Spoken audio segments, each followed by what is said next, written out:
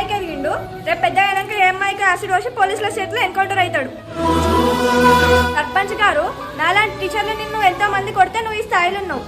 ఇప్పుడు నేను వీడిని కొట్టకపోతే రేపటి రోజున వీడు కూడా వాళ్ళలాగా కూలి పని చేసుకొని బతుకుతాడు. సారీ టీచర్ గారు. మీరు ఇప్పుడు ఈ స్థాయిలో ఉన్నారంటే అది మీ టీచర్ల వల్ల. Respect teachers.